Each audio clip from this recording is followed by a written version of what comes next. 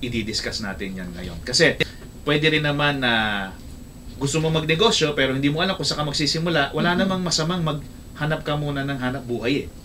Kaya lang, alamin mo muna, ang unang hakbang ay alamin mo sa sarili mo ano ba ang kaya mo at hilig mo na nag-e-enjoy kang gawin araw-araw. Minsan, nawawala yon sa paningin natin eh. Marami tayong ginagawa araw-araw, nagiging, ang tawag mo doon, hobbies o enjoy ka lang. Ganun. Habit. O habits. Pero, minsan, dahil sa worries, dahil sa pangangailangan mo, wala kang pera, naghahanap ka ng trabaho na kung ano na lamang yung bakante. Bagamat hindi mo naman gustong gawin. At di mo linya. Hindi mo rin linya. Yun ang una nating targetin. Alamin natin sa sarili natin, ano ba itong hilig mong gawin? Dahil pagka hilig mo yon, hindi ka mapapagod, hindi ka magsasawa, masaya kang ginagawa. Yun muna ang alamin mo. At lahat tayo meron yan. Talento yan kung tawagin. Pagka yun ay nakuha natin, doon na nagsisimula lahat eh. Ngayon, pag nadiscover mo na ano ang hilig mong gawin, ano ang nag-e-enjoy kang gawin, tanungin mo sarili mo, saan may pangangailangan, saang lugar may pangangailangan, itong hilig ko at kaya kong gawin.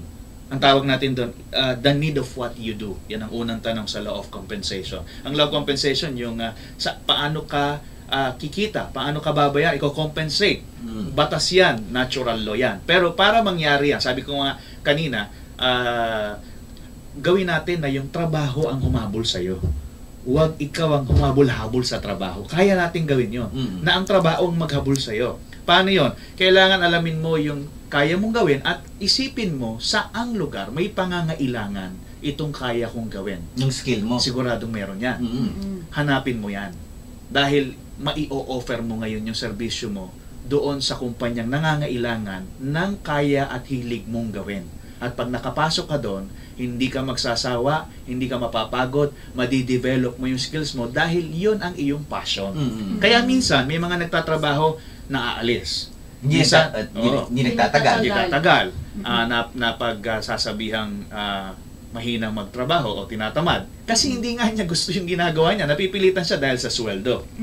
Pero kung ia-align natin yung ating paghahanap buhay doon sa passion na naka-built-in ay pinagkaloob na sa'yo ng mula pa ng ipinanganak ka na skills at hilig, doon tayo makakapagsimula magtuloy-tuloy. Coach Benny, ang realidad ngayon, lalo na, napakataas ng unemployment rate. Yes. Sa isang posisyon na bakante, hindi lang 10-10, daan-daan ang nag-a-apply para lang sa isang posisyon.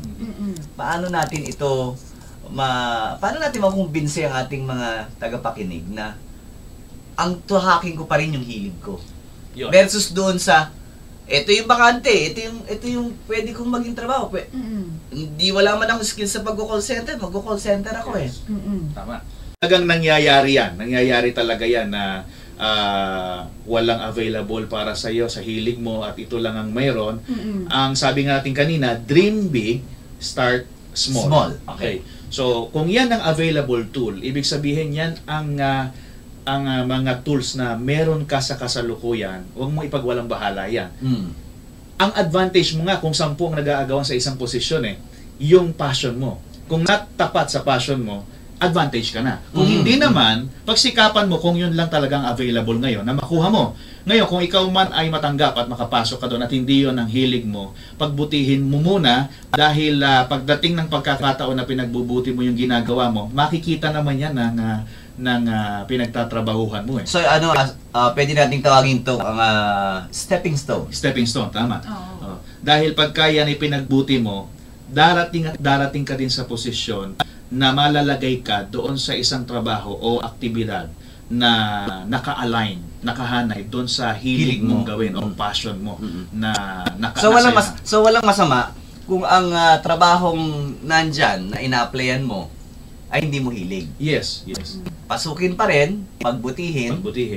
At eventually, mapapansin yung iyong sipag, yung iyong kakayahan.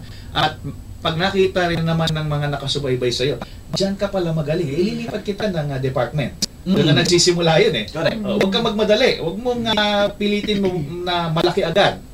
pagbutihin mo lahat ng ginagawa mo, kahit hindi pa yon na ang tamang panahon na nandun ka mismo sa gusto mong gawin, dadalhin ka ng pagkakataon doon eh. Maraming pamamaraan.